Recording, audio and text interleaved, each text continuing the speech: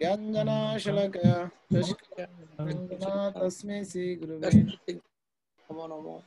श्रीचैतन्यमनोभीष्टं स्थापितं येन भूतले स्वयं रूप कदा मह्यं ददति च पदान्तिकम्। वन्देऽहं श्रीगुरुं श्रीयुतापदकमलं श्रीगुरुन् वैष्णवंश श्रीरूपं सर्वजातं सहगण रघुनाथं तं सजीवम् चाद्वैतं सवधूतं परिजनं सहितं कृष्ण चैतन्यदेव श्री राधा कृष्ण पादन श्री विशाखा नमयं विष्णुपाद कृष्ण प्रेष्ठाय वेदांत शांति नामिने नमस्ते सरस्वती देव गौरवाणी पचारिणे निर्विशेष शून्यवादी पश्चात् दशताय तुलसी देवाय प्रियाय केशवाय शुच विष्णु भक्ति पददेवी सत्यवताय नमो नमः पंचतत्मात्मकं कृष्ण भक्त रूप शरपकं भक्तवतार भक्तघं नमामि भक्त शक्तिदं नित्यानंद नमस्त्रभ प्रमानंद प्रदायते पुलोकल्मनाशय जहन्नवेते नमो नमः हे कृष्णा करुणा दीनबंधु বন্ধু জগৎপতি কান্ত রাধা কান্ত प्राप्त कांचन गौरांगे राधे वृंदावनेश्वरी वृषभानुसुते देवी प्रणमामि जय श्री कृष्ण चैतन्य प्रभु চৈতন্য প্রভু নিত্যানন্দ नित्यानंद गदाधर शिवासादि স্বাসাদি हरे कृष्ण হরে কৃষ্ণ হরে কৃষ্ণ কৃষ্ণ হরে हरे হরে राम হরে রাম রাম রাম রাম হরে হরে ओम नमो भगवते वासुदेवाय বাসুদেবায় ओम नमो भगवते वासुदेवाय বাসুদেবায় ओम नमो भगवते ভগবতে বাসুদেবায় गंगरति मचते गिरिं वंदे परमानंद माधव विष्णुपादय कृष्ण पृष्ठाय भूतले श्रीमते जय पताका स्वामिने नमः निताय की प्रभुदायने गौर कथा दामोदर नगर ब्रह्मचारिणे हरे कृष्ण হরে স্বাগত জানাচ্ছি উপস্থিত হওয়ার জন্য যথাসময় আমার মোবাইল আমি প্রার্থনা করব আমাদের প্রতি ক্লাসের ন্যায় আমাদের প্রতি সপ্তাহে ক্লাসের শুরুতে একটু ফিডব্যাক গত ক্লাসের এক এক করে আমি অনুরোধ করব আপনাদের গত ক্লাসের কার কি মনে আছে এবং ভালো লাগার জিনিসগুলো একটু শেয়ার করার জন্য আমি অনুরোধ করব অল্প সময় সাজা লাগে রাখো education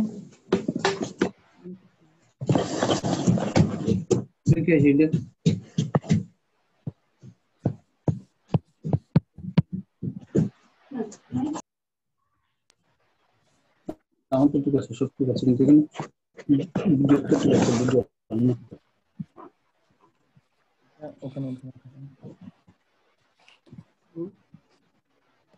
হরে কৃষ্ণ আমল প্রভু গত ক্লাসে যে প্রভুর যে ক্লাস দিয়েছিলেন আপনার কিছু স্মরণ আছে প্রভু? আমি গত ক্লাসে তো গত শনিবার দিন ছিলাম না তো প্রভু। না আচ্ছা গোপাল প্রভু ছিলেন গত ক্লাসে? শেষ দিকে ছিলাম, প্রথম দিকে ছিলাম। হ্যাঁ, প্রভু যে 16টা প্রশ্ন দিয়েছিলেন সেই 16টা প্রশ্ন নিয়ে প্রভু অনেক সুন্দর আলোচনা করেছেন বা দিয়েছেন। যদি কিছু স্মরণ থাকে বলেন।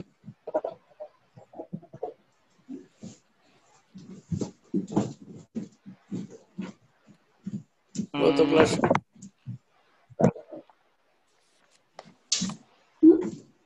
লিটন প্রভু কিছু লিখেছেন আপনি গত ক্লাসে? হ্যাঁ প্রভু, হরে কৃষ্ণ। লিখছিলাম তো প্রভু, আমি প্রশ্নগুলো লিখছিলাম। প্রভু তো প্রশ্নগুলো দিয়েছিলেন সবাইকে লেখার জন্য আর কি। কি প্রশ্ন বলেন না? কি প্রথম প্রশ্ন হচ্ছে দ্বিতীয় অধ্যায়ের 54 নম্বর শ্লোকে স্থিতপ্রজ্ঞ ব্যক্তি তাদের লক্ষণ কি, তিনি কিভাবে বিচরণ করেন, তিনি কিভাবে অবস্থান করেন। দ্বিতীয় প্রশ্নটা ছিল তৃতীয় নম্বর শ্লোকের তৃতীয় অধ্যায় প্রথম শ্লোকের কর্মযোগ এবং জ্ঞানযোগের মধ্যে কর্মযোগ এবং জ্ঞানযোগের মধ্যে কোনটি শ্রেয়? তৃতীয় প্রশ্নটা ছিল 3 নম্বর অধ্যায়ের 36 নম্বর শ্লোকে জীব অনিচ্ছা সত্ত্বেও কোনো পাপ কর্ম পাপ কর্মে লিপ্ত হয় বা পাপ কর্ম করে। 4 নম্বর প্রশ্নটা ছিল 4 নম্বর অধ্যায়ের 4 নম্বর শ্লোকে সূর্যদেবের পরে জন্মগ্রহণ করেও কৃষ্ণ কিভাবে সূর্যদেবকে গান প্রদান করেন। 5 নম্বর প্রশ্নটা ছিল তৃতীয় অধ্যায়ের প্রথম শ্লোকে, পঞ্চম অধ্যায়ের প্রথম শ্লোক এবং 18 অধ্যায়ের প্রথম শ্লোকে 3 বার যে প্রশ্নটা করা হয়েছিল আর কি, একই প্রশ্ন, কর্মতেপ ও কর্মযোগের মধ্যে কোনটি শ্রেয়? 6 নম্বর প্রশ্নটা আমি লিখছিলাম যে 6ষ্ঠ অধ্যায় 33 নম্বর শ্লোকে তোমার পতিত যুগের দ্বারা আমার চঞ্চল মনকে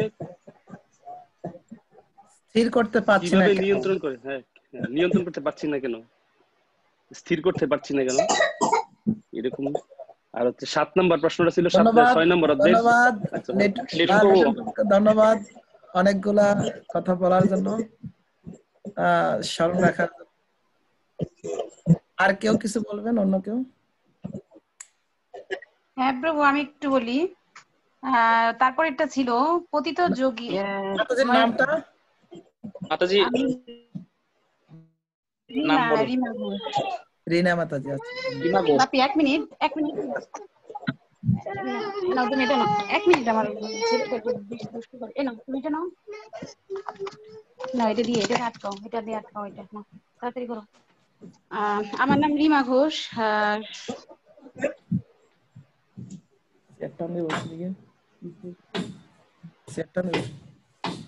ষষ্ঠ অধ্যায়ে 33 নম্বর শ্লোকটা, ষষ্ঠ অধ্যায়ে 38 নম্বর শ্লোকটা ছিল পতিত যোগীর গতি কি। আর অষ্টম অধ্যায়ে বলতে কি জানা হচ্ছে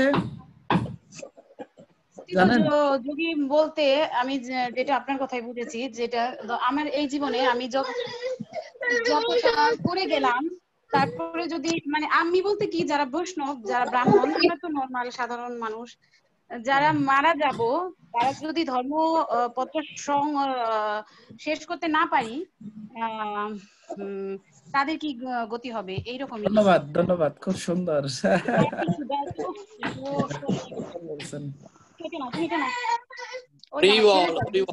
ধন্যবাদ মাতাজিকে, অনেক ধন্যবাদ। আর কেউ কিছু বলতে চান?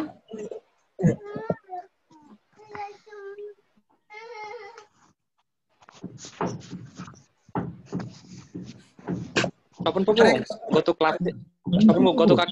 গত ক্লাসে আপনি তপন করেছেন, একটু কৃপা করে যদি বলেন প্রভুকে ফিডব্যাক। প্রভু আমি গত ক্লাসে ছিলাম না, গত ক্লাসে আমার ভোর 6টা থেকে রাত 8টা পর্যন্ত কাজ ছিল প্রভু। ঠিক আছে। আর বলরাম প্রভু কি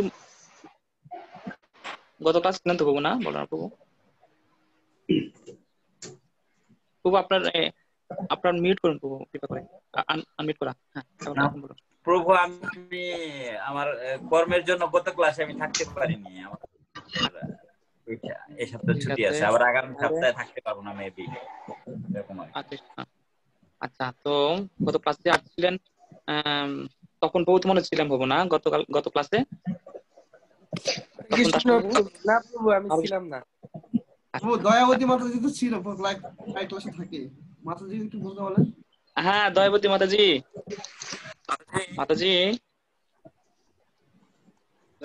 আমাদের কথা শুনতে পাচ্ছেন দয়াবতী মাতাজি?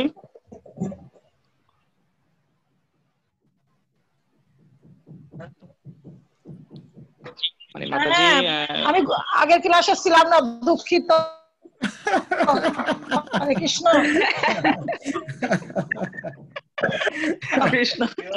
আমি ছিলাম না বাসায়, আমি এর জন্য অনেক দুঃখিত। আমি এত সুন্দর ক্লাস শুনতে পারলাম না। গত ক্লাসে ক্লাস হয়েছিল কাদের নিয়ে প্রভু? প্রভু আমিও তো ছিলাম না গত ক্লাসে, অপরাধ ক্ষমা করবেন। মন্দিরে প্রোগ্রাম ছিল, আমার যেতে হচ্ছে আগে, গত শনিবার দিন।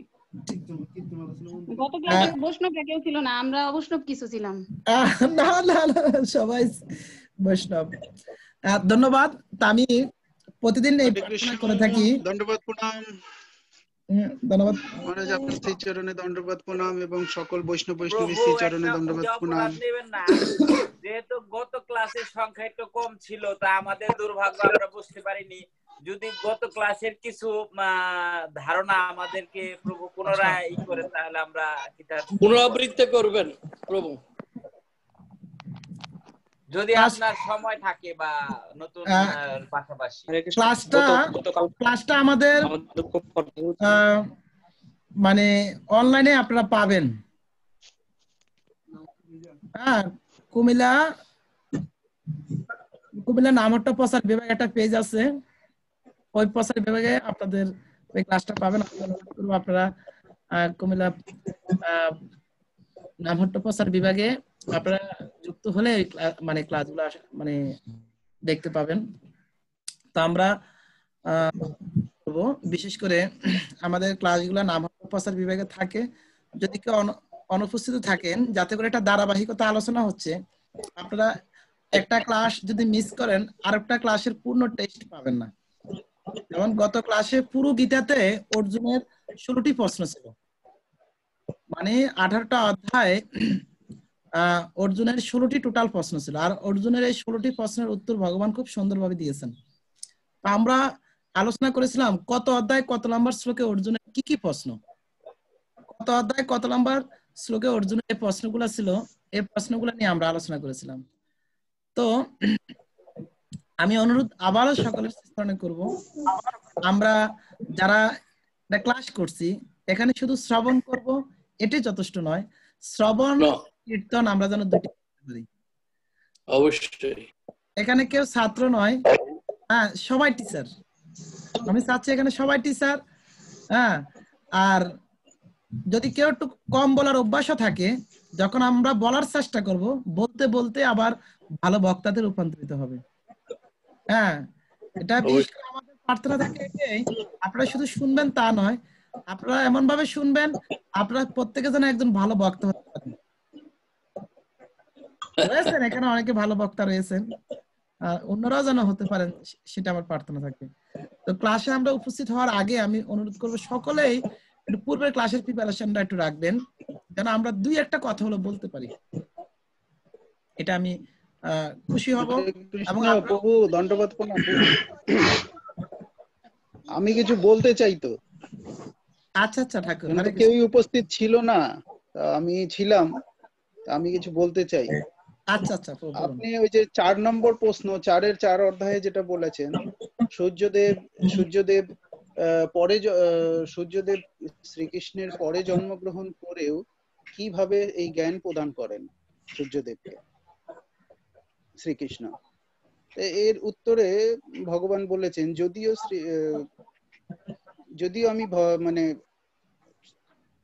এটা সূর্যদেবকে দান করেছিল, যেন ওনার তো প্রত্যেক যুগে যুগে অবতার বা অবতারী, তা উনি প্রথম এই জ্ঞান আজ থেকে মনে করেন মানে সৃষ্টির প্রারম্ভে এই জ্ঞান উনি বিশ্ববানকে দান করেছিলেন।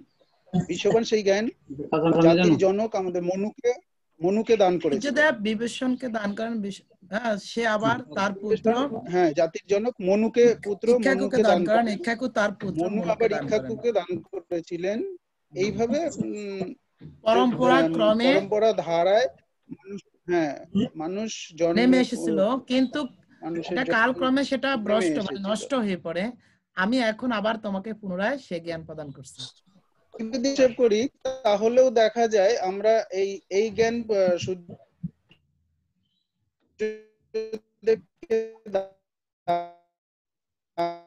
করেছিল তাও 20 লক্ষ বছর আগে।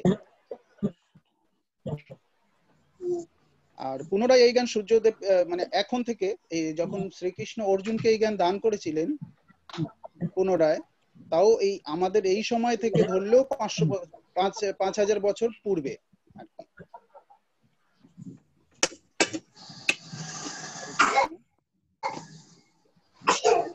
হরে কৃষ্ণ, ধন্যবাদ। তাই এটাই বলছিলাম।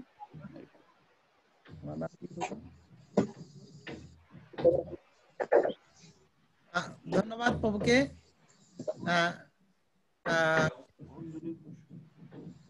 কিছু অনুভব ব্যক্ত করার জন্য। তা আমরা আসলে শ্রীমদ্ ভগবত গীতার শুভ আবির্ভাব তিথি গিয়েছেন গতদিন, গুরুত্বপূর্ণ একটা দিন গিয়েছেন এই গীতা জয়ন্তী। আমরা অনেকের বার্থডে পালন করি। শ্রীমদ্ ভগবত গীতার বার্থডে হয়েছিল গতদিন। হ্যাঁ প্রভু, এটা 5,157 বছর কি এটা কি মানে সংখ্যাটা কি একেবারে সঠিক?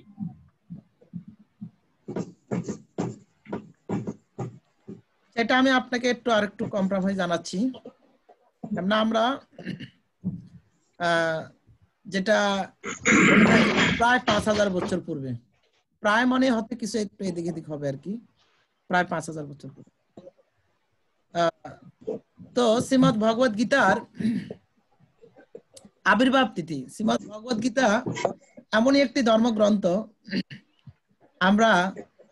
আমরা ক্লাসের শুরুতেই আলোচনা করেছি। শ্রীমদ্ ভগবত গীতা সমস্ত শাস্ত্রে যা রয়েছেন শ্রীমদ্ ভগবত গীতা তা রয়েছেন, কিন্তু সমস্ত শ্রীমদ্ ভগবত গীতা যা রয়েছেন সমস্ত শাস্ত্রে তা নেই। যারা ডিস্টার্ব হচ্ছে তাদের কনেক্ট করুন। ঠিক। তো শ্রীমদ্ ভগবত, আসলে এটা তো 108খানা উপনিষদের সারথি সার। শ্রীমদ্ ভগবত গীতা হচ্ছেন এমনই একটি গ্রন্থ যাকে মহাজনগণ দুধের সাথে তুলনা করেছেন এবং 4 বেদকে দধির সাথে তুলনা করেছেন এবং ভাগবতকে মাখনের সাথে তুলনা করেছেন। হচ্ছে দুধ এবং আর দধি এবং মাখন, এগুলার উৎস হচ্ছে দুধ। যদি দুধ না হয় তাহলে মাখন দধি উত্তোলন করা সম্ভব নয়। ঠিক কেউ যদি শ্রীমদ্ ভগবত গীতাকে না জানে, সে শ্রীমদ্ ভাগবতম বা বেদকে অনুভব করতে সম্ভব হবে না। এবং আরো ব্যাখ্যা করেছেন শ্রীমদ্ ভগবত গীতা হচ্ছে সূত্র, শ্রীমদ্ ভাগবতম হচ্ছে কি তার বিস্তারিত ব্যাখ্যা। সূত্র না জানলে যেমন অঙ্ক ভালো করতে পারবে না, ঠিক শ্রীমদ্ ভগবত গীতাকে যদি কেউ ভালোভাবে না জানে তাহলে শ্রীমদ্ ভাগবতম সম্বন্ধে বিস্তারিত জ্ঞান লাভ করা দুষ্কর। শ্রীমদ্ ভগবত গীতা আমরা এই শুরুতে আলোচনা করেছি। শ্রীমদ্ ভগবত গীতার এই জ্ঞান যদি কেউ লাভ করেন, কত অধ্যায় কত নাম্বার শ্লোকে বিস্তারিত আমরা সে ফলাফল নিয়ে আলোচনা করেছিলাম। ভগবান বলছেন ও জ্ঞান দ্বারা আমি পূজিত হয়ে থাকি। যিনি আমার ভক্তের মধ্যে পরম গোপনীয় গীতার বাক্য উপদেশ করেন তিনি অবশ্যই পরাভক্তি লাভ করেন, নিঃসংশয়ে তিনি আমার কাছে ফিরে আসবেন। ভগবান বলছেন নিঃসংশয়ে সন্দেহ তিনি আমার কাছে আসবেন। 18 অধ্যায় 68 নম্বর শ্লোকে এবং 18 অধ্যায় 69 নম্বর শ্লোকে বলছেন এই পৃথিবীতে মানুষদের মধ্যে তার থেকে অধিক প্রিয়কারী আর কেউ নেই এবং হবে না। যারা কি করেন, এই পরম গোপনীয় ভগবত গীতার জ্ঞান নিজেরা লাভ করে অন্যদের মাঝে কি করেন, বিতরণ করেন। ভগবান তাদের মতো প্রিয় কেউ নেই এবং হবে না, কেউ নেই এবং হবেন না। ঠিক। এবং বলছি কি এই জ্ঞান যদি আমরা কেউ লাভ করি, এই জ্ঞান যদি কেউ লাভ করি তাহলে সমস্ত মোহ থেকে আমরা কি করব, মুক্ত হতে পারবো, সমস্ত মোহ থেকে। এবং সকল পাপ পুণ্য থেকে আমরা মুক্ত হতে পারবো, এই সংসার বন্ধন থেকে আমরা মুক্ত হতে পারবো। 9 অধ্যায় 1 নম্বর শ্লোকে বলছেন এবং সময় আর জন্মগ্রহণ হবে না, প্রলয় কালও ব্যতীত হব না। 14 অধ্যায় 2 নম্বর শ্লোকে বলছেন। শ্রীমদ্ ভগবত গীতা এমনই একটি গ্রন্থ বা এমনই একটি শাস্ত্র যা হচ্ছে আমাদের মনুষ্য জাতির একমাত্র গুরুত্বপূর্ণ একটি ক্যাটালগ ম্যানুয়াল। এই মনুষ্য দেহরূপী যন্ত্রটাকে আমরা কিভাবে পরিচালিত করব, তার জন্য আমাদের যিনি আবিষ্কারক পরমেশ্বর ভগবান শ্রীকৃষ্ণ, তার এই মুখ মিশ্রিত বাণী হচ্ছেন শ্রীমদ্ ভগবত গীতা। শ্রীমদ্ ভগবত গীতা, শ্রীমদ্ ভগবত গীতা কত মহিমান্বিত। বলছে গঙ্গা ভগবানের শ্রীকৃষ্ণের শ্রী চরণ থেকে আবির্ভূত হয়েছেন, ওই গঙ্গার সংস্পর্শে আসলে সকল পাপ নষ্ট হয়, পবিত্রতা লাভ করতে পারি। কিন্তু শ্রীমদ্ ভগবত গীতা আবির্ভূত হয়েছেন ভগবানের শ্রী মুখ থেকে, চরণ থেকে ভগবানের আবির্ভাব, তার সংস্পর্শে আসলে যদি এত মহিমা, আর যার যার আবির্ভাব ভগবানের শ্রী মুখ থেকে, আর তিনি আরো কত মহিমান্বিত হতে পারেন ভেবে দেখুন। তাই বলছেন শ্রীমদ্ ভগবত গীতার আশ্রয় যারা আসবেন, তারা এই জন্ম নয়, জন্ম জন্মান্তরে সকল পাপ থেকে মুক্ত হয়ে তারা ভগবানের সান্নিধ্য লাভ করবেন। তো আমরা দেখি আসলে শ্রীমদ্ ভগবত গীতা কত মহিমান্বিত। এবং কেউ যদি সেই শ্রীমদ্ ভগবত গীতা অধ্যয়ন করেন, শ্রবণ করেন, ভগবান বলছেন তার সেই জ্ঞান দ্বারা আমি পূজিত হয়ে থাকি। এই শ্রীমদ্ ভগবত গীতা যদি কেউ আমরা কি করতে পারি, অধ্যয়ন করতে পারি। শ্রীমদ্ ভগবত গীতা 18 অধ্যায় 70 নম্বর শ্লোকে বলছেন সেই কথা। তা আমি অনুরোধ করব, আপনারা সবাই শ্রীমদ্ ভগবত গীতার সান্নিধ্য লাভ করছেন, আরো ভালোভাবে লাভ করুন, এর দুর্লভ মনুষ্য জন্মকে সার্থক করুন। আমরা ভাগ্যবান শ্রীমদ্ ভগবত গীতা নিয়ে আমরা আলোচনা করছি। তো আজকে আমরা আলোচনা করব শাস্ত্র গ্রন্থ অধ্যয়ন করার বা হরিকথা শ্রবণ করা, কীর্তন করার পিছনে আমাদের 12টি ইম রয়েছেন, লক্ষ্য রয়েছেন। 12টি লক্ষ্য রয়েছেন। সে 12টি লক্ষ্য কি? আমরা যে শাস্ত্রগ্রন্থ অধ্যয়ন করব, এবং সাধুমুখে হরিকথা শ্রবণ করব, এটার পিছনে আমাদের 12টি লক্ষ্য থাকতে হবে। এই 12টি লক্ষ্য কি, এই বিষয়টা আমরা একটু আলোচনা করব। আমি অনুরোধ করব সকলে একটু লেখার চেষ্টা করবেন, এবং ওই বস্তুগুলোকে আবার ক্লাসে যেন, শুধু পরবর্তী ক্লাসে না, আপনারা যেন আমার থেকে আরো সুন্দরভাবে এগুলাকে মোটিভেশন করে আপনারা অন্যদের কাছে আবার ব্যক্ত করতে পারেন। তো শাস্ত্রগ্রন্থ অধ্যয়ন করার পিছনে আমাদের কয়টি 12টি লক্ষ্য থাকতে হবে। তো সে 12টি লক্ষ্য আমরা আলোচনা করে আজকে ক্লাস শেষ করব। তো আমরা প্রথমত সাধুমুখে হরিকথা শ্রবণ করি বা শ্রীমদ্ যে কোনো শাস্ত্রগ্রন্থ অধ্যয়ন করি, প্রথমত আমাদের এগুলা অধ্যয়ন করার পিছনে প্রথম লক্ষ্য থাকতে হবে কি, আমরা যেন জ্ঞান লাভ করতে পারি। আমরা যেন কি করতে পারি, জ্ঞান লাভ করতে পারি। যেটাকে বলো নলেজ, মানে জ্ঞান লাভ করতে পারি।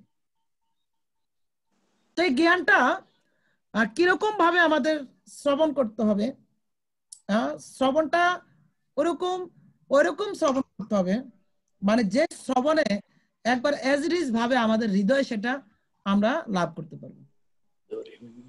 আমরা কিরকম শ্রবণ করার দরকার, উদাহরণটা হচ্ছে এরকম, বলছে যেমন কোন গয়না যখন কোন মাতাজিরা কোন অলংকার দোকানে যখন যায়, তখন ডিজাইন চয়েস করে দেয়, এরকম একটা ডিজাইন আমার গয়না প্রয়োজন।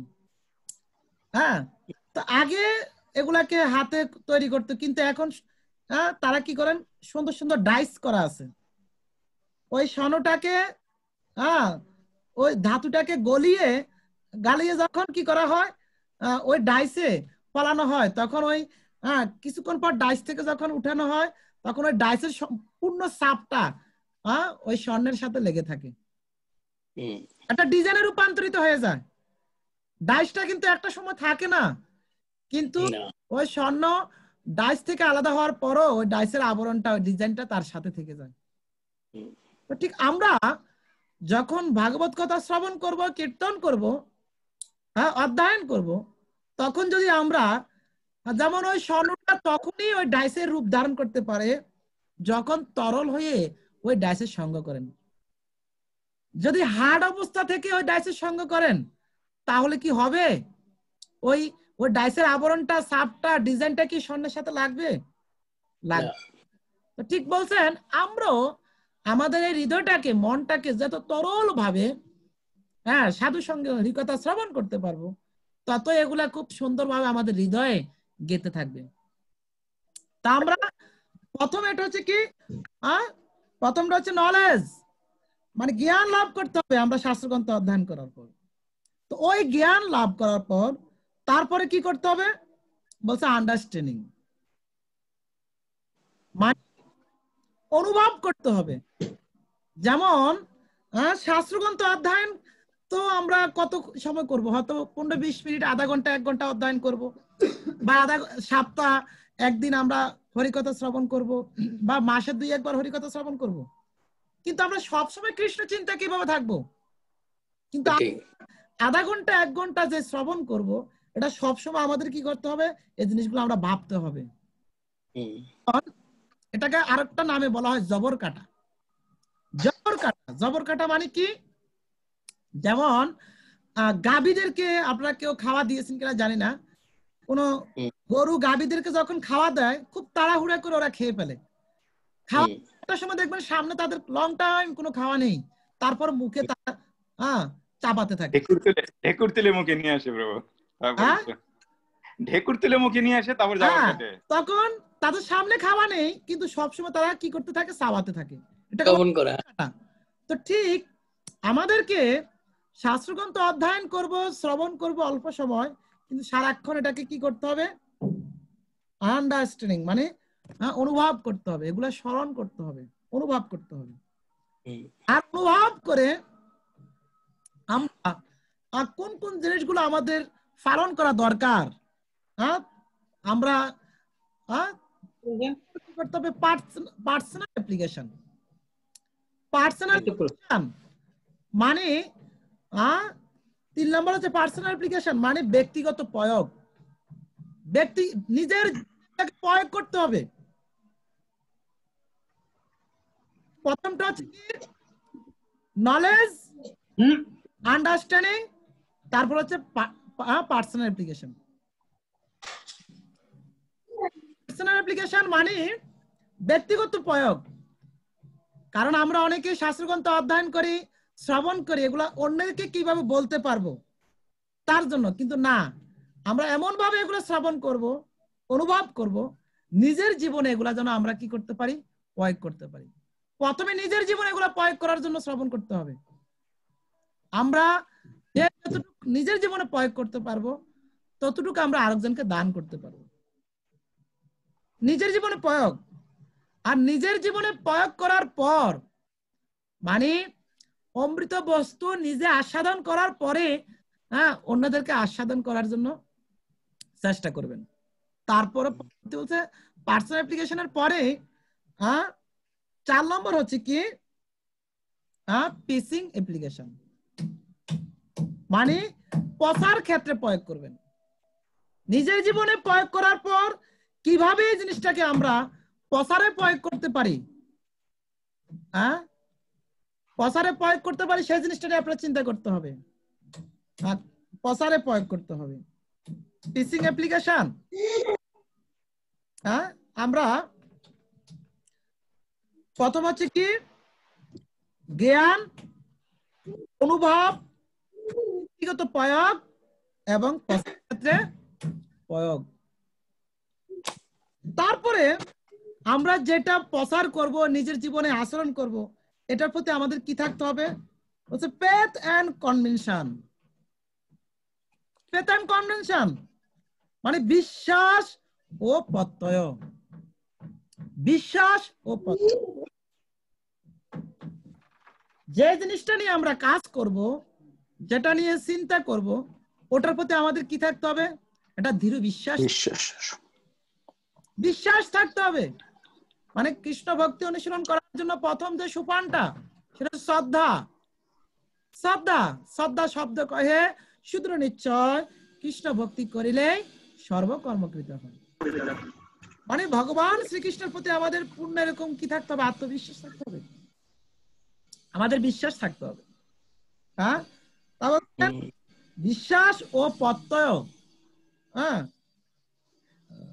আর আমরা যে মানে শাস্ত্রগ্রন্থ অধ্যয়ন করার পিছনে জ্ঞান লাভ করব, অনুভব করব, ব্যক্তিগত জীবনে প্রয়োগ করব, প্রচার ক্ষেত্রে প্রয়োগ করব এবং বিশ্বাস ও প্রত্যয় থাকবো।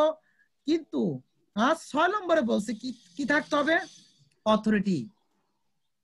অথরিটি থাকতে হবে, শাস্ত্রীয় কর্তৃপক্ষ আমাদের থাকতে হবে, শাস্ত্রীয় কর্তৃপক্ষ থাকতে হবে। এগুলোর মধ্যে যদি আমাদের একজন কর্তৃপক্ষ না থাকে তাহলে আমরা বিভ্রান্ত হয়ে যাব, আমাদের বিভ্রান্ত হয়ে যাব আমরা। একজন কর্তৃপক্ষ যদি আমাদের, কারণ আমরা যদি কর্তৃপক্ষবিহীন অনেক শাস্ত্রগ্রন্থ অধ্যয়ন করি, এটা কি শাস্ত্র প্রমাণ প্রভু? এটা বলছেন শাস্ত্র প্রমাণ থাকতে হবে, বলছেন শাস্ত্র প্রমাণ থাকতে হবে, এটা বলছেন 6 নম্বরে? না না, শাস্ত্রীয় গুরু পরম্পরা ধারায় একটা কর্তৃপক্ষ প্লিজ আমাকে বলতে দেন। শাস্ত্রীয় গুরু পরম্পরা ধারায় যেরকম আমরা ইসকনের আন্ডারে আছি, এরকম একটা মানে একজন ব্যক্তির তত্ত্বাবধানে থাকতে হবে, সরাসরি আমি বলছি। যেমন শ্রীমদ ভগবত গীতা দেখবেন প্রথম অধ্যায় প্রথম শ্লোকে প্রভুপাদ প্রথম শ্লোকে যে তাৎপর্যটা করেছেন, আর তাৎপর্যে শুরুতে প্রভুপাদ বলছেন, একবারে প্রথম শ্লোকের শুরুতে বলছেন শ্রীমদ ভগবত গীতা হচ্ছেন বহুজন পঠিত ভগবত তত্ত্ববিজ্ঞান, যার মর্ম শ্রীমদ ভগবত গীতার মাহাত্ম্যে বর্ণিত হয়েছেন। সেখানে বলা হয়েছে শ্রীমদ ভগবত গীতা পাঠ করতে হয় ভগবত তত্ত্বদর্শী কৃষ্ণ ভক্তের তত্ত্বাবধানে। প্রভুপাদ প্রথমেই বলছেন এরকম কোন ভালো ভক্তের তত্ত্বাবধানে যদি আমরা শাস্ত্রগ্রন্থ অধ্যয়ন না করি তাহলে আমাদের বিপদগামী হওয়ার সম্ভাবনা থাকবে।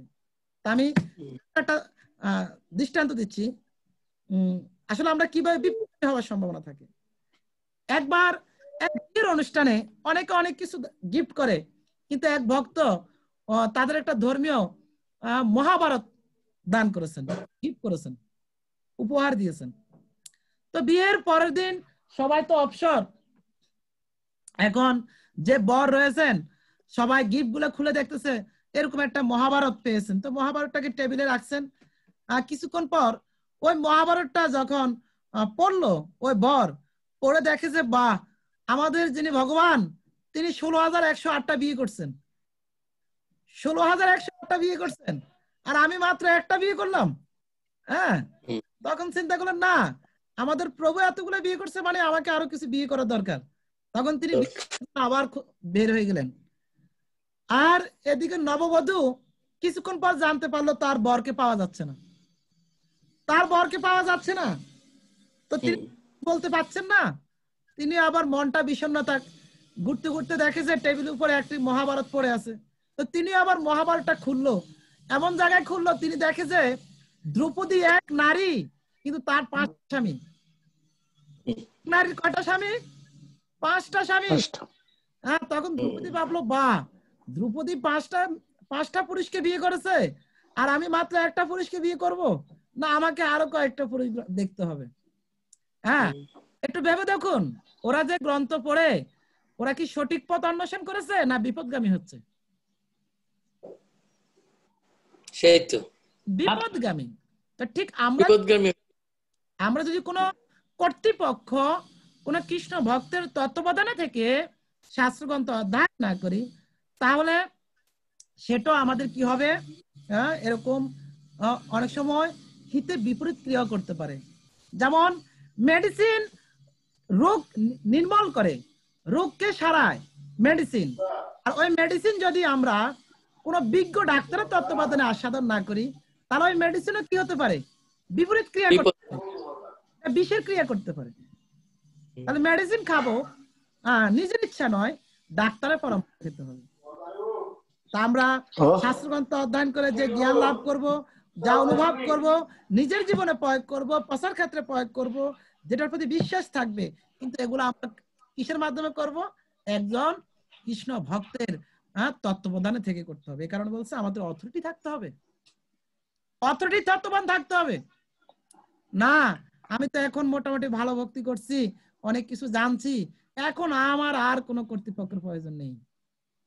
যেদিন এই চিন্তা আমাদের বিপদ শুরু হয়ে যাবে। যেদিন এই চিন্তা আমাদের প্রবেশ করবে, হ্যাঁ, ওইদিন থেকে আমাদের বিপদে বিপদ শুরু হয়ে যাবে। তাই আমাদের কি করতে হবে? হরে কৃষ্ণ, দণ্ডবোধ প্রণাম, অপরাধ ক্ষমা করবেন। সমস্ত বৈষ্ণব ভক্তবৃন্দের চরণ রাতুল চরণে আমার দণ্ডবোধ প্রণতি। আপনারা কৃপা করে সবাই মাইক্রোফোনটা মিউট করে রাখুন। আমাদের অথরিটি থাকতে হবে। তো 7 নম্বর হচ্ছে কি, থিওলজিক্যাল অ্যাপ্লিকেশন, মানে হচ্ছে তাত্ত্বিক প্রয়োগ। তাত্ত্বিক প্রয়োগ, তাত্ত্বিক প্রয়োগ মানে হচ্ছে কি, মানে তত্ত্বগতভাবে, যেমন জ্ঞান এবং বিজ্ঞান, এটা পার্থক্যটা হচ্ছে কি, জ্ঞান লাভ করা হচ্ছে মানে কি, মানে বাংলাদেশের মধ্যে কুমিল্লা বিখ্যাত রসমলাই মাতৃভান্ডার, এটা আমরা অনেক সময় শুনছি, কিন্তু এটা কেমন টেস্ট এটাও জানি না, নিজে কোনোদিন খাই দেখি না। আমরা ওনাদের কাছ থেকে শুনছি এটা খুব ভালো সুস্বাদু। আমরা কুমিল্লা মাতৃভান্ডার রসমলাই খুব সুস্বাদু, এটা শুনছি, মানে আপনি জ্ঞান লাভ করেছেন। এবং দেখবেন কুমিল্লা ঢুকার আগে এরকম হাজারো মাতৃভান্ডার রয়েছেন। এখন কোনটা যে সঠিক মাতৃভান্ডারটা খোঁজ করে পাবেন না, যখন ভালোভাবে জানবেন না, একমাত্র কুমিল্লা মনোহরপুর রাজেশ্বরী কালী মন্দিরের বিপরীত সাইডে একটা মাতৃভান্ডার রয়েছেন, এটাই মাতৃভান্ডার। 3 সেট বিল্ডিং, তাও 3 সেট বিল্ডিং, এটাই মাতৃভান্ডার। আর ওই মাতৃভান্ডারে যতক্ষণ পর্যন্ত নিজে না আসে তা দেখে, ওই মাতৃভান্ডার রসমলাই আমরা যতক্ষণ না খাবো ততক্ষণ পর্যন্ত কি আসলে তত্ত্বগত ভাবে ওই রসমলাই সম্বন্ধে জানা হবে? যদি তত্ত্বগত ভাবে জানতে চান তাহলে কি সেটা ওখানে আসতে হবে, দেখতে হবে, নিজ হস্তে তা আস্বাদন করতে হবে, খেতে হবে, তখন বুঝতে পারা যাবে না আসলে কত সুস্বাদু। তো ঠিক আমরা যে ভক্তি তত্ত্ব সম্বন্ধে জানবো, বুঝবো, অনুভব করব, প্রচার করব, নিজের জীবনে প্রয়োগ করব, বলছে এটা প্র্যাকটিক্যাল। কৃষ্ণ ভক্তি হচ্ছে প্র্যাকটিক্যাল, থিওরিটিক্যাল নয়। থিওরিটিক্যাল অ্যাপ্লিকেশন, তাত্ত্বিক ভাবে কি করতে হবে, এটা প্রয়োগ করতে হবে। আর 8 নম্বর হচ্ছে কি, 8 নম্বর হচ্ছে ইভ্যালুয়েশন, মানে মূল্যায়ন, মূল্যায়ন করতে হবে। আমরা যে জ্ঞান লাভ করতে হবে, যে জ্ঞান লাভ করছি, যে শাস্ত্রগ্রন্থ অধ্যয়ন করছি, যে সাধু সঙ্গে হরিকথা শ্রবণ কীর্তন করছি, ওটার প্রতি যদি আমাদের মূল্যবোধ না থাকে, ওরকম গুরুত্ব না থাকে, ভাগবত কথা শুরু হবে 3টায়, আমরা যদি 3:30 অ্যাটেন্ড করি তাহলে কেমন হবে? অপরাধ ক্ষমা করবেন প্রভু, আজকে পারনার প্রসাদের জন্য একটু দেরি হইলে।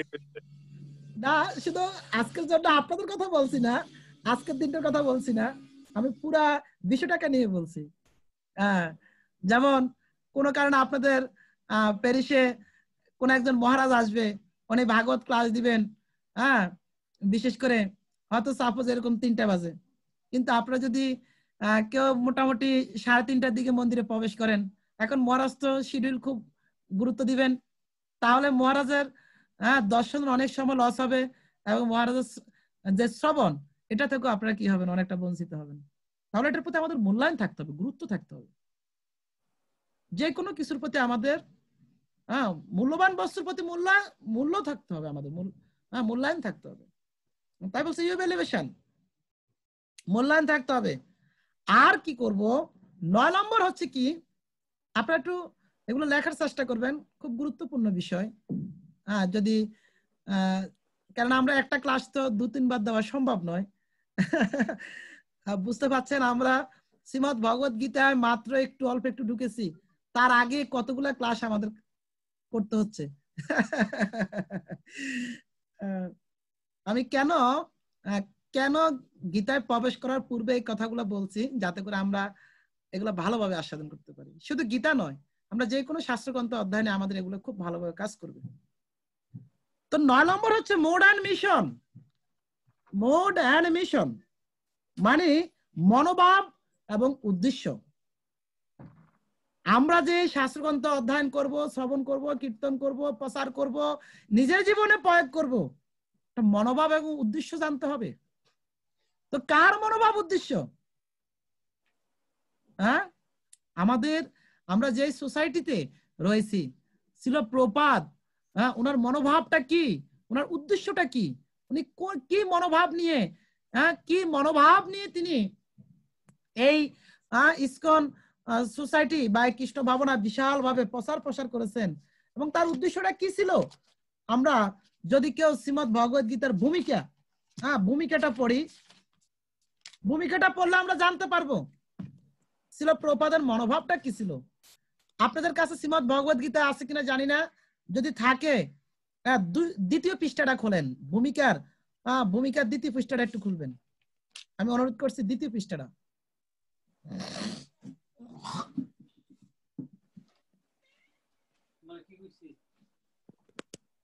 আগামী সপ্তাহে ফ্রেঞ্চ গীতা নিয়ে ওকে প্রতিদিন গীতা পড়বা।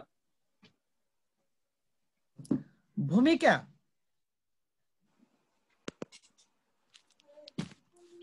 আমরা এই ভূমিকা পড়লে বুঝতে পারবেন প্রভুপাদের মনোভাব কি এবং উদ্দেশ্যটা কি ছিল। দেখেন যারা খুলেছেন ভূমিকার পরবর্তী পৃষ্ঠা দেখবেন, দ্বিতীয় পৃষ্ঠা, প্রকৃতপক্ষে এই আন্দোলনের পিতা হচ্ছেন শ্রীকৃষ্ণ নিজেই।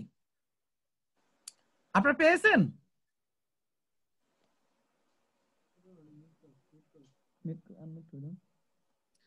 প্রকৃতপক্ষে এই আন্দোলনের পিতা হচ্ছেন শ্রীকৃষ্ণ নিজেই, কারণ বহুদিন পূর্বে তিনি এই আন্দোলনটি শুরু করেন, কিন্তু গুরু পরম্পরা দ্বারা আজকে মানুষের কাছে তা সুলভে নেমে এসেছেন।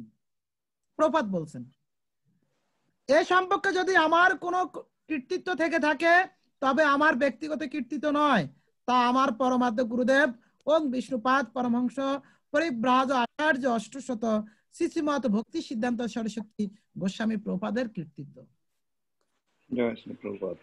দেখেন এই জগতে তো আমরা যদি একজনকে ভক্ত করতে পারি, ভালো একটু পাঠ দিতে পারি, ভালো একটু গাইতে পারি, ভালো একটা রান্না করতে পারি, ভালো একটু সেবা করতে পারি, আমরা নিজকে কত গর্বিত মনে করি, বাহ আমার কারণে 10 জন ভক্ত হয়ে গেছে, আমার কারণে তো বিশাল একটা প্রোগ্রাম হয়ে গেছে, আমি কোন হনুরে, নিজকে অনেক ইয়া করতে থাকি। একটু ভেবে দেখুন ছিল পৃথিবীতে বিশাল অসাধ্য সাধ্য করলেন, বিশাল অসাধ্য বস্তুকে সাধ্য করলেন, আর এত বিশাল কাজ সম্পূর্ণ করার পরে ছিল প্রপাত বলছেন না, প্রকৃতপক্ষে এই আন্দোলনের পিতা হচ্ছেন শ্রীকৃষ্ণ নিজে। মানে আমি যে কাজটা করতেছি বহুদিন পূর্বে ভগবান শ্রীকৃষ্ণ এই কাজটা শুরু করেছেন, কিন্তু তিনি এই আন্দোলনটি শুরু করেন, কিন্তু গুরু পরম্পরা ধারা আজ আপনাদের কাছে এটা সুলভে নেমে এসেছেন।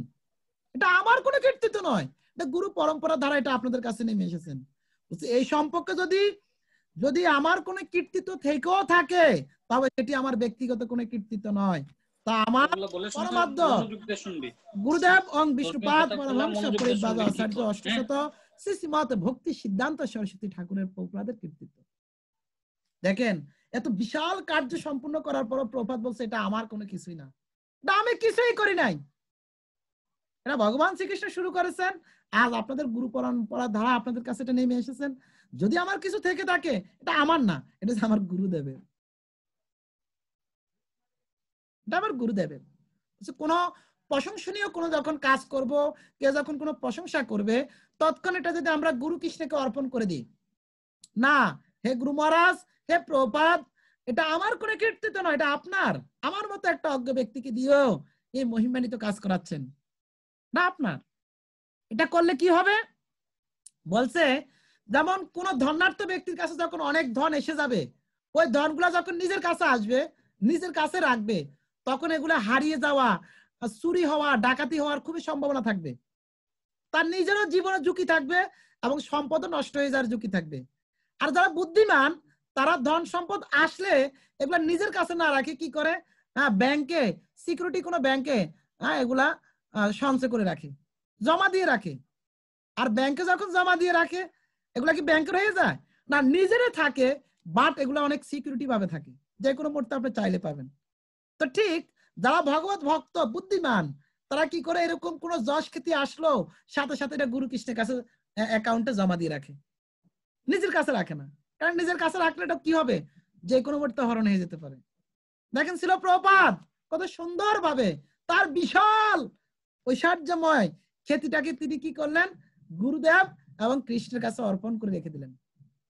আমরা ভগবত ভক্তিতে তত নিরাপদ থাকবো এবং তত দ্রুত অগ্রসর হতে পারবো ঠিক যত বেশি আমরা নিজকে হীন এবং দীনভাবে আমরা পরিচালিত করতে পারবো।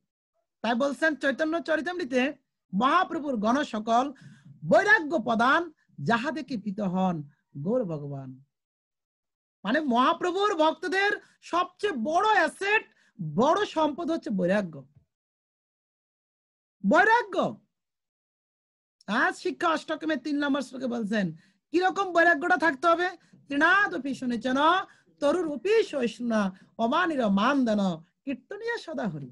বলছে এই হরি কীর্তন তাদেরকে ক্রিয়া করবে যারা তৃণের থেকে হীন হতে পেরেছেন এবং অমানিক, যার মান নেই, সম্মান নেই, তাদেরকে সম্মান দিতে পারছেন। নিজে মানহীন হয়ে অন্যকে সম্মান দিতে পারছেন, তৃণহীন হয়ে থেকে হীন হতে পারছেন। বলছে তিনি কি করতে পারবেন? এই হরি কীর্তনের লাভ করতে পারবেন, কৃপা লাভ করতে পারবেন। তাই বলছেন মহাপ্রভুর গণ যারা, তাদের প্রধান সম্পদ হচ্ছে কি? বৈরাগ্য প্রধান যাহা দেখে প্রীত হয় গৌর ভগবান। তো শিল প্রভুপাদের মনোভাবটা হচ্ছে কি বুঝতে পারছেন? শিল প্রভুপাদ কোন মনোভাব, এত বিশাল কার্য করো তার মনোভাবটা কেমন, নরমাল, কিন্তু তার উদ্দেশ্যটা হচ্ছে কি? উদ্দেশ্য হচ্ছে কি দেখেন, পরবর্তী মাঝখানে একটু প্যারাটা যদি আপনারা কেউ দেখেন, কিন্তু এই ভগবত গীতা যথাযথ প্রকাশ করতে আমাদের আমাদের এই যে প্রচেষ্টা, আপনারা পেয়েছেন কিনা জানি না, আন্ডারলাইন করতে পারেন, কিন্তু এই ভগবত গীতা যথাযথ প্রকাশ করতে আমাদের এই যে প্রচেষ্টা, সেটি কেবল পরমেশ্বর ভগবান শ্রীকৃষ্ণের মহিমা প্রচার করাই আমাদের প্রচেষ্টা। এই যে আমরা শিল প্রভুপাদ বলছে এত বিশাল ভাষ্য রচনা করা, এগুলা রচনা করার এগুলার কারণটা হচ্ছে কি? বলছে কেবল পরমেশ্বর ভগবান শ্রীকৃষ্ণের মহিমা প্রচার করাটাই হচ্ছে আমাদের প্রচেষ্টা। যেমন এই জগতে দেখবেন অনেক ধর্মীয় গুরু রয়েছেন, অনেক ধর্মীয় যাজক রয়েছেন, যারা তাদের প্রতিষ্ঠানের নাম নিজের নামে করছেন। আমি কারো নাম মেনশন করতে চাচ্ছি না, বা আপনারা কেউ করবেন না, কেন কাউকে আমরা এখানে প্রকাশ করতে চাচ্ছি না। অনেক বড় বড় গুরু গোসাইরা রয়েছেন যাদের নিজের নামে ধর্মীয় সোসাইটি করেছেন এবং তাদের নিজের নামে তারা কিছু গ্রন্থ লেখলো, নিজের নামে লিখেছেন, নিজের লীলা মহিমা লিখেছেন। কিন্তু শিল প্রভুপাদ দেখেন এই সোসাইটির নাম তো শিল প্রভুপাদ সোসাইটি লিখতে পারতেন, কিন্তু শিল প্রভুপাদ নামে কিছুই করেন নাই। এটা বলছে international society for Krishna consciousness, এটা কি কৃষ্ণ নামে তিনি করেছেন। এবং যত শাস্ত্রগ্রন্থ প্রভুপাদ লিপিবদ্ধ করেছেন, ভাষ্য করেছেন, কোথাও নিজের কোনো প্রশংসা, নিজের কোনো গুণকীর্তন প্রভুপাদ লেখেন নাই। এটা হচ্ছে আরেকটা বিষয়। এ কারণে ভেবে দেখুন, যারা নিজের প্রশংসা নিজেরা করতে চান তারা কতটুকু করতে পারবেন? এখন আমি আপনি যদি আমাদের প্রশংসা করি, আমরা কতটুকু, হয়তো 5, 10 জন, 20 জন, 100 জনকে করতে পারবো। কিন্তু আমাদের কোনো কার্যে যদি সন্তুষ্ট হয়ে কোন দেশের প্রধানমন্ত্রী যদি আমাদের প্রশংসা করে, সেই মিনিটের মধ্যে পুরো দেশে আমাদের প্রশংসা ছড়িয়ে যাবে। তো ঠিক আমরা যারা শিল প্রভুপাদকে বলছেন, এই কারণে শিল প্রভুপাদ শুধু কৃষ্ণ মহিমা প্রচার করেছেন, আর কৃষ্ণ এখন প্রভুপাদের মহিমা প্রচার করেন। কৃষ্ণ এখন প্রভুপাদের মহিমা প্রচার করে যাচ্ছেন। তো এখানে প্রভুপাদ বলছেন, পরবর্তী লাইনে বলছেন, আমাদের উদ্দেশ্য হচ্ছে শ্রীকৃষ্ণের ইচ্ছাকে প্রতিষ্ঠা করা। আমাদের উদ্দেশ্য কি? নিজের ইচ্ছাকে প্রতিষ্ঠা নয়। কার ইচ্ছাকে প্রতিষ্ঠা করা? শ্রীকৃষ্ণের ইচ্ছা, এটা জগতে প্রতিষ্ঠা করা। এখন তো আমরা কোথায় গেলে নিজের ইচ্ছাটাকে প্রকাশ করতে চাই। আর কি? জড়বাদী, মনোধর্মী, রাজনীতিবিদ, দার্শনিক বা বৈজ্ঞানিকদের মতবাদ প্রচার করা আমাদের উদ্দেশ্য নয়। আমাদের উদ্দেশ্য হচ্ছে কি? ভগবান শ্রীকৃষ্ণের ইচ্ছাকে প্রতিষ্ঠা করা, নিজের ব্যক্তিগত কোনো ইচ্ছা নয়। এরকম কয়েকটা উদ্দেশ্য এখানে রয়েছেন। তা আমরা শিল প্রভুপাদের যে মোড এন্ড মিশন, এটা আমাদের জানতে হবে। মনোভাব এবং উদ্দেশ্য, যে কোনো কার্য করবো এটার পিছনে একটা মনোভাব থাকতে হবে, একটা উদ্দেশ্য থাকতে হবে। সে মনোভাব উদ্দেশ্য অনুসারে যদি আমরা চলতে পারি, তাহলে আমরা দ্রুত অগ্রসর হতে পারবো। শিল প্রভুপাদের মনোভাব উদ্দেশ্য আমাদের জানা উচিত। আমি অনুরোধ করব, শ্রীমদ ভগবত গীতার ভূমিকাটা একটু ভালোভাবে পড়লেই আমরা এরকম ছিল প্রপাতের অনেকগুলো উদ্দেশ্য বের করতে পারবো, তা আপনাদেরকে অনুরোধ পড়বেন। তো 10 নম্বর হচ্ছে কি, 10 নম্বর হচ্ছে একাডেমি মোরাল ইন্টিগ্রেটেড, মানে শিক্ষা ও নৈতিক দক্ষতা। শিক্ষা ও নৈতিক দক্ষতা। যদি আমরা বলে থাকি ভক্তিকে যদি কেউ লালন করতে চান, তার দুইটা বিষয় থাকতে হবে, বৈরাগ্য এবং জ্ঞান। ভক্তিদেবীর 2 সন্তান, একটা হচ্ছে জ্ঞান আর একটা হচ্ছে বৈরাগ্য। হচ্ছে জ্ঞান ছাড়া বৈরাগ্য শূন্য, আবার বৈরাগ্য ছাড়া জ্ঞানও শূন্য। দুইটাই পরস্পর তাকে থাকতে হবে, জ্ঞান এবং বৈরাগ্য। আপনি ভালো ভক্তি অনুসরণ করবেন, আপনার জ্ঞান থাকতে হবে এবং বৈরাগ্য দুইটাই থাকতে হবে।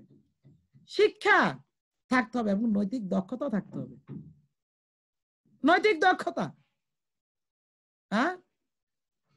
এবং 11 নম্বরটা হচ্ছে কি, 11 নম্বর হচ্ছে কি,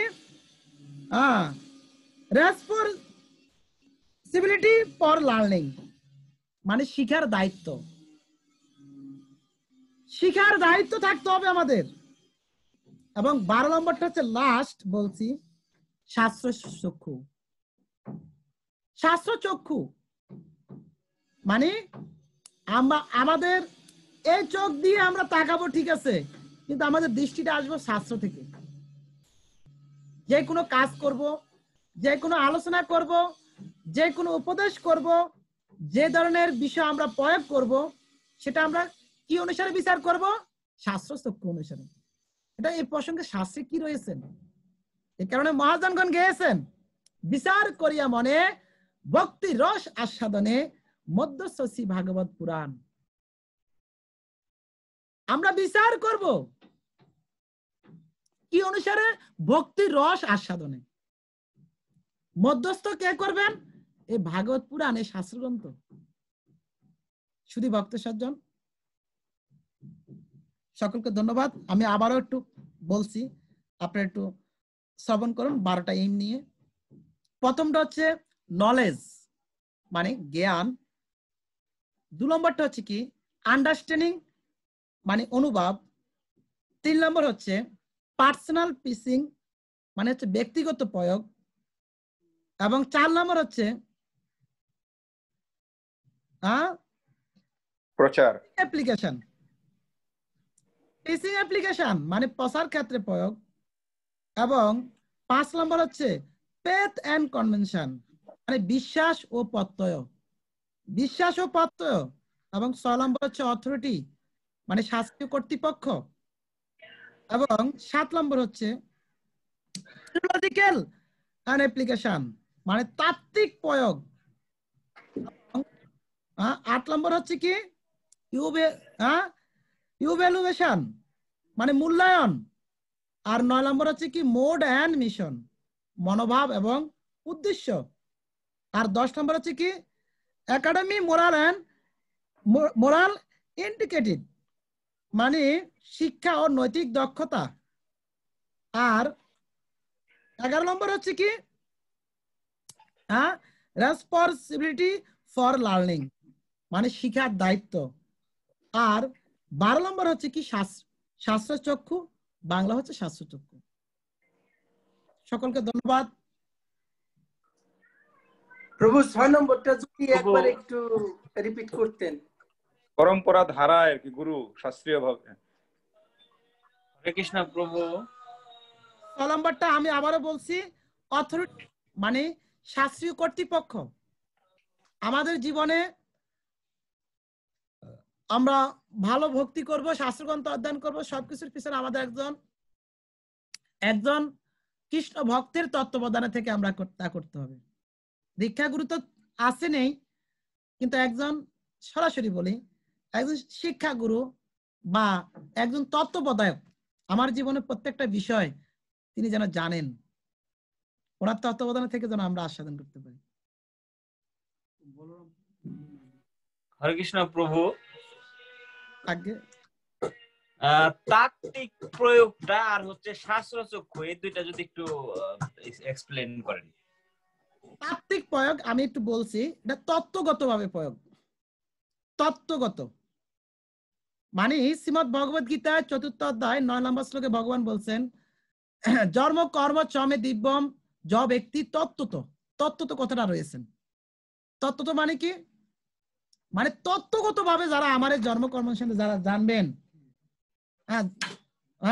আমার যে জন্ম কর্ম সে অতি মহান, যে বুঝলো সে কথা সে ভাগ্যবান, সে ছাড়িয়া দেহে নহে পুনর্জন্ম মমদামে ফিরে আসে সাড়ে জড়ধর্ম। মানে তত্ত্বগত ভাবে যদি আমরা জানতে পারি, তাত্ত্বিক প্রয়োগ মানে তত্ত্বগত। যাক, আর শাস্ত্র চক্ষু মানে আমরা যে বিচার বোধ থাকবে, এটা নিজের জ্ঞানের মাধ্যমে নয়, শাস্ত্রীয় জ্ঞানের মাধ্যমে করতে হবে। এখন তো আমরা কোন একটা বিষয় নিজের ব্যক্তিগত মনে যা আসছে তা করার চেষ্টা করি, কিন্তু না, আমরা যা কিছু করব, যা কিছু অন্যদেরকে উপদেশ দিব, এ প্রসঙ্গে শাস্ত্র কি বলছেন, শাস্ত্রের দৃষ্টিকোণ থেকে হতে হবে, নিজের দৃষ্টিকোণ নয়, শাস্ত্র চক্ষু। এ কারণে আমাদের শাস্ত্র চক্ষু দিয়ে আমাদের বিচার করতে হবে। মনে হয় বলরাম প্রভু কিছু বুঝতে পারছেন কিনা? হ্যাঁ প্রভু, বুঝতে পারছি।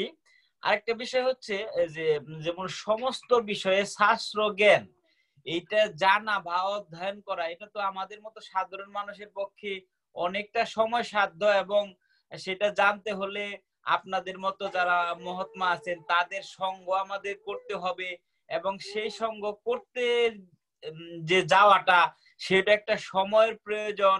আর যদি আমরা শাস্ত্র সম্বন্ধীয় যে সমস্ত আমাদের গ্রন্থাবলী আছে সেগুলো যদি আমরা অধ্যয়ন করতে যাই, সেটার জন্য আমাদের প্রাপ্তির একটা ব্যাপার আছে। যেমন আমাদের কথা, আমি আমার কথা বলি, যে আমরা থাকি যেই দেশে, যে ফ্রান্সে, সেখানে কিন্তু আমরা চাইলেও শাস্ত্র গ্রন্থ আমাদের সবকিছু অতি সহজে আমরা মানে হস্তগত করতে পারছি না।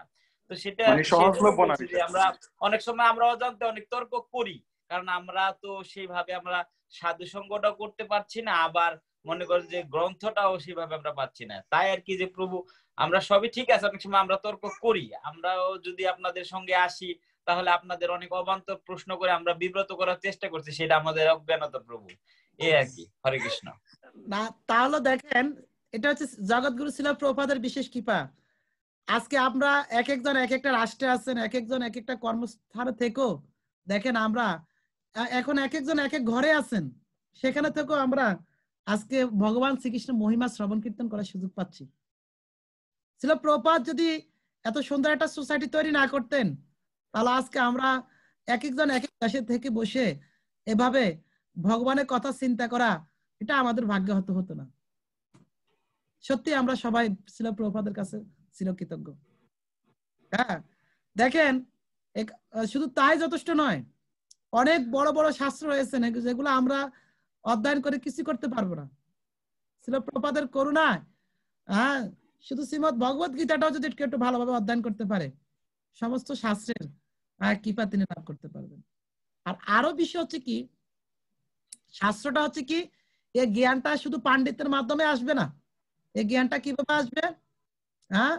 ভগবত গীতা 10ম অধ্যায় 10 নম্বর শ্লোকে ভগবান বলছেন, তেষাম সতত যুক্তানাম, তেষাম সতত যুক্তানাম ভজত প্রীতিপূর্বকম। মানে যখন আমরা সততভাবে যুক্ত থেকে ভজন করব, প্রীতিপূর্বক ভালোবাসার সহিত যখন ভজন করতে পারবো, পরবর্তী লাইনে ভগবান বলছে দদামি বুদ্ধি যুগম, ওই ভক্তকে আমি নিজে তার হৃদয় বুদ্ধিযুগ প্রদান করি। ভগবান যদি কারো হৃদয়ে জ্ঞান প্রদান করেন, তার জীবন আর কোন জ্ঞান অপূর্ণ থাকতে পারে? তার জন্য আমাদের একটু ভালো ভক্তি করার দরকার, খুব খুব ভালো প্রেম প্রীতি সহকারে সে ভক্তি মিশন করা দরকার। হরে কৃষ্ণ প্রভু, অবহাত ক্ষমা করবেন। তাহলে ভগবান এই কাজটা কেন করলো? তিনি যখন স্বধামে প্রত্যাবর্তন করলেন, তাহলে জ্ঞান এবং ধর্ম নিয়ে কেন চলে গেলেন আমাদেরকে এইভাবে অজ্ঞানে ফেলে রেখা? না, জ্ঞান জ্ঞান নিয়ে তিনি চলে গেলেন বিষয়টা আবার এরকম নয়। সে জ্ঞানগুলা তিনি রেখেছেন, সে জ্ঞানগুলা রেখে দিয়েছেন। উদ্ধবের মাধ্যমে ভাগবতে। হ্যাঁ হ্যাঁ, বলছে ব্যক্তি ভাগবত এবং শাস্ত্র ভাগবতের কাছে এই জ্ঞানগুলো রাখছেন। এখন আমরা ফল দোকানে গেলে ফল পাবো, মিষ্টি দোকানে গেলে মিষ্টি পাবো। হ্যাঁ, তো ঠিক আমাদের এখন যেটা যেখানে যাব, যেমন কোন মন্দিরে যখন আপনি যাবেন সেখানে ভগবত কথা পাবেন, আবার কোন চিত্ত বিনোদন কোন কাছে যাবেন সেখানে অন্য কিছু পাবেন, ঠিক না? সাধু সঙ্গ করবেন, এখানে ভগবত কথা পাবেন। যেখানে ভগবান রেখেছেন সেখানে যদি আমরা যেতে পারি, করতে পারি, তাহলে আমরা লাভ করতে পারবো। প্রভু, অনেক ধন্যবাদ প্রভু। ফলের দোকান আর মিষ্টির দোকানের মধ্যে পার্থক্য তো খোঁজার মতো চক্ষুই তো নেই। আপনাদের সেই দৃষ্টি হয়েছে, না হলে এত সুন্দর একটা ভাগবতী অনুষ্ঠানে আপনাদের যুক্ত হওয়ার সুযোগ হতো না। হ্যাঁ, বেশ করে গত পরশুদিন এক ভক্ত মহিমা গুণ কীর্তন করতে গিয়ে বললেন, সত্যি আমরা যারা এই জীবনে ভক্তির সাথে যুক্ত হয়েছি, কোনো না কোনো ভাবে ভক্তির সাথে যুক্ত হয়েছি, নিশ্চয় নিঃসন্দেহে পূর্ব জন্ম হয়তো কোনো মনের ঋষি তারা ছিল। কারণ এই জীবনে এসে যারা ভালো ভক্তি করতেছেন, তারা এই জীবনে ভক্তি শুরু করেন নাই, তারা বহু জন্ম শুরু করেছেন, আগে শুরু করেছেন। আর ভালো ভক্তি অনুসরণ করতে করতে আমরা এই জীবনে পূর্ণ পরমেশ্বর ভগবান শ্রীকৃষ্ণকে জানতে পারা এবং তার শুদ্ধ ভক্তির সাথে যুক্ত হওয়া এটা অনেক দুষ্কর। ভগবান শ্রীকৃষ্ণ নিজে বলছেন, বহুনাং জন্মান্তে জ্ঞানবান প্রপদ্যন্তে, বহু জন্ম অন্তে এ জ্ঞান আসে, এ জ্ঞান আসে। বসুদেব সর্বমিতি, বাসুদেব সর্বমিতি, মানে বসুদেবের পুত্র যে বাসুদেব, তিনি সর্বকারণের পরম কারণ, এটা জানাটা হচ্ছে ভগবান বলছে বহু জন্ম অন্ত এটা জ্ঞানটা আসে, বহু জন্ম অন্তে জ্ঞান আসে। আসে তার পরবর্তী লাইনে বলছে সম আত্মা সুদুর্লভ, এরকম দুর্লভ। তারপরে এক একজন অত্যন্ত দুর্লভ, যারা এই জন্মে ভগবানকে জানছেন, তার ভক্তির সাথে যুক্ত হয়েছেন, তাদেরকে শাস্ত্র বলছে সম আত্মা সুদুর্লভ, আপনার সাধারণ নয়। কিন্তু সুযোগ পেয়েছি মানে এখন এগুলোকে আরো ভালোভাবে কি করতে হবে, এগুলোতে যুক্ত হওয়ার চেষ্টা করতে হবে, ভগবানের কাছে প্রার্থনা করতে হবে, সাধু বৈষ্ণবদের কাছে প্রার্থনা করতে হবে। একদম ঠিক। হরে কৃষ্ণ প্রভু, আমি একটা প্রশ্ন প্রভু, এই প্রশ্নটাই শেষ, আমাকে আরেকটা মিটিং, একটা প্রশ্ন, আমি অন্য কোনো প্রশ্ন করিনি, একটা প্রশ্ন প্রভু। ঠিক আছে, ঠিক আছে, ধন্যবাদ। অপরাধ ক্ষমা করবেন। তবে আমাদের যারা ভক্তি জীবনে এসছে, মানে ভক্তদের তো বেশন ভূষণ হলো ধরুন তিলক ধারণ করা এবং মালা, গলায় মালা পরিধান করা। কিন্তু ওইখানে একটা কথা আমি বলছি আপনাকে প্রভু, যে আমরা জেনেছি যে ভগবানের যে আমাদের ললাটে যে তিলকটা ধারণ করেছি সেটা তো ভগবানের পা দুটো। আচ্ছা, আর যেটা সামনে যেটা এটা হলো তুলসী, মানে তুলসী মহারানীর পাতা, আর গলা এলো তুলসী মহারানীর মানে মালা। তা এটা তো ভগবানই ভগবান নিজেও গ্রহণ করেন আর আমরাও গ্রহণ করি। তো ভগবান তো নিজের পা কি উনি ললাটে গ্রহণ করেন, সেটা আমার একটু জানার, একটু মানে কৃপা করে বলবেন। তো প্রথমে আমি ক্ষমাকে প্রার্থনা করছি, আসলে এই কারণে জানি না আপনি কার কাছ থেকে শ্রবণ করেছেন উপরেরটা ভগবানের পাদুকা বা কিভাবে শুনেছেন। আমি তিলকের মহিমা যেটুকু শ্রবণ করেছি বা যেটুকু আমি পেয়েছি সেটুকু আমি বলার চেষ্টা করছি। বলুন। দেখবেন ভগবান শ্রীকৃষ্ণের কপালে আছে, শ্রীমতী রাধারানী কপালে আবার তিলক পাবেন না। হ্যাঁ, সেটাই প্রভু। হ্যাঁ, এবং শুধু শ্রীমতী রাধারানী নয়, কোন গোপীদের কপালে তিলক নেই, কিন্তু ভগবানের কপালে তিলক রয়েছেন। তিলক আছে, হ্যাঁ। কেন গোপীদের কপালে তিলক নেই, অনেকের প্রশ্ন আসতে পারে। আরে আমরা লাগাচ্ছি গোপীরা তো হচ্ছেন শ্রেষ্ঠ ভক্ত, তাদের কপালে কেন তিলক নেই? কারণ হচ্ছে এই তিলক হচ্ছেন গোপীদের পদরেণু।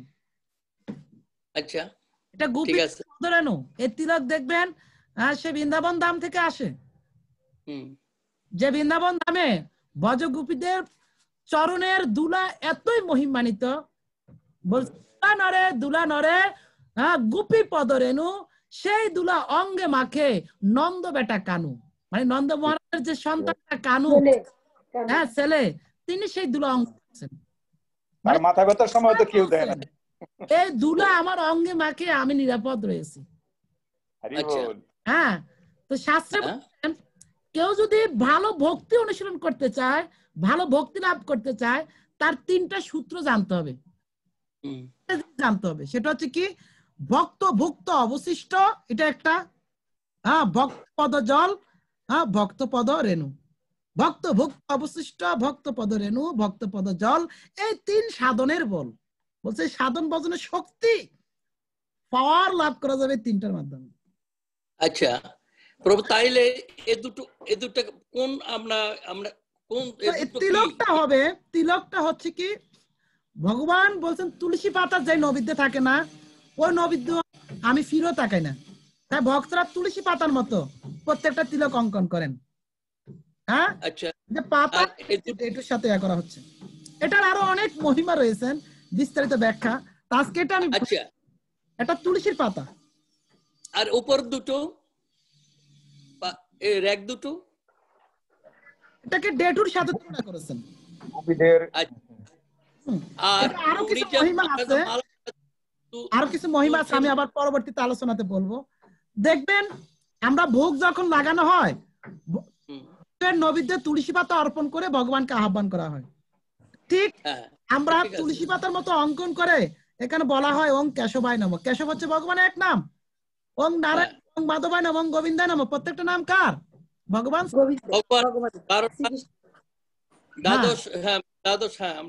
তিলকগুলা করার পর ভগবানের নাম স্থাপন করে এই দেহটাকে মন্দিরে রূপান্তরিত করা হয়।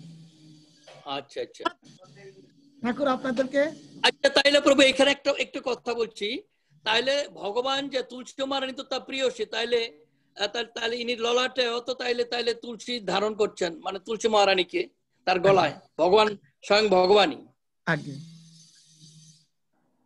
আচ্ছা, ধন্যবাদ অমলাত্মা প্রভুকে। অমলাত্মা প্রভুর মাধ্যমে অনেক সুন্দর একটা তথ্য জানতে পারলাম।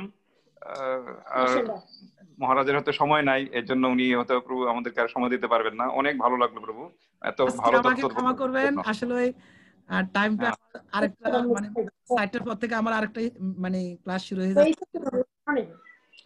অনেক ভালো লাগলো প্রভু আজকের এই যে, বিশেষ করে যে আমরা যে শাস্ত্র জ্ঞান অধ্যয়ন করতেছি, আসলে উদ্দেশ্যটা কি আমরা এটাই ভালোভাবে জানি না।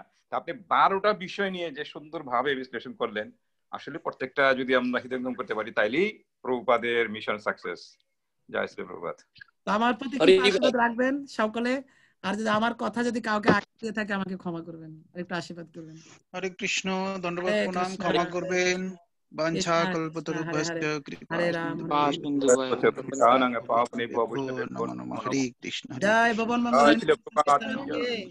জয় শ্রীমদ ভগবদ গীতা কি জয়, রূপচন্দ্র শান্তর ব্রহ্মচারী প্রভু কি, ইউরোপের ভক্তবৃন্দ কি জয়, জয় ফ্রান্স লন্ডন বাসী সকল ভক্তবৃন্দ কি জয়। হরে কৃষ্ণ।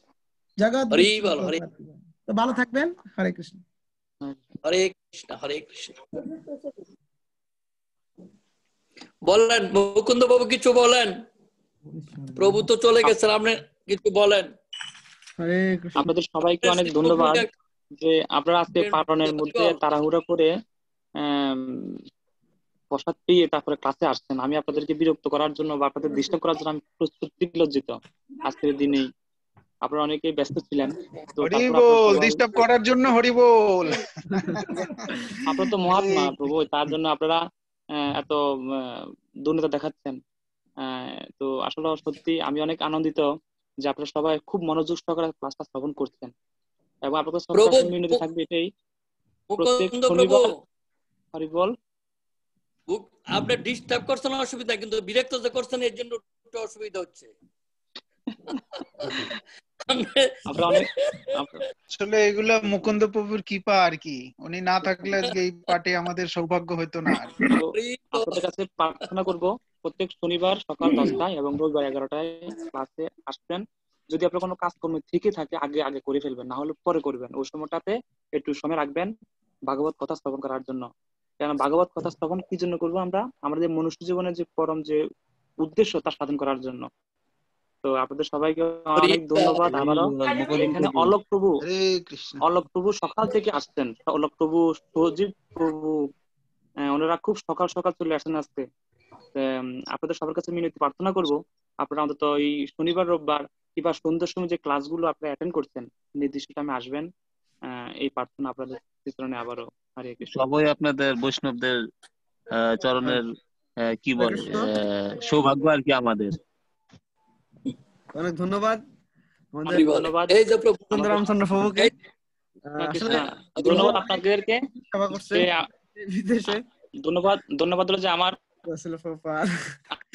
প্রিয় শ্রদ্ধেয় আমার প্রভুর কৃপা এবং আপনার অশেষ আশীর্বাদ। ভাই বলুন প্রভু। বলেন প্রভু, শ্রী মুখ দিয়ে শুনি, বলুন। প্রভু তো ঠান্ডা কিছু বলতে পারছে না, প্রচুর ঠান্ডা। আসলে আজকে ক্লাসের শুরুতে যে কথাগুলো বুঝলাম, আপনারা ক্লাসগুলো যদি কেউ মিস করেও থাকেন, আসলে প্রভু যে আলোচনা হলো ধারাবাহিক আলোচনা, আপনারা যদি শুনেন তাহলে আপনাদের ক্লাসটা আপনাদের জন্য কাজে লাগবে। হয়তো কোনো কারণে আপনাদের কাজের ব্যস্ততা বা অন্য কোনো ব্যস্ততার কারণে আপনারা হয়তো কোনো ক্লাস মিস করতে পারেন।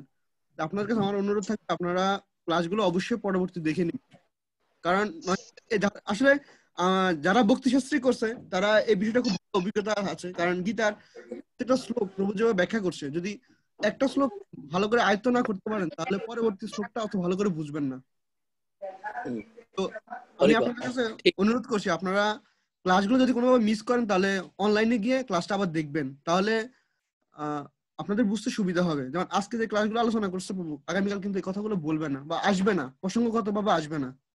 আর প্রভু যে চাচ্ছে যে ফিডব্যাকটা, আসলে যদি শ্রোতারা উৎসাহী হয় তাহলে বক্তা ভালো মতো বলতে পারে, ওনার ভিতর থেকে যেগুলো বলার এগুলো আপনি বের হয়ে আসে। কারণ মানুষ কোনো গাছের সাথে কথা বলতে পারে না। আপনারা যদি ফিডব্যাকটা ভালো দেন তাহলে প্রভু আরো উৎসাহ নিয়ে ক্লাসটা দিবে। এটা আমাদের সকলের সুবিধার জন্য আমি বললাম,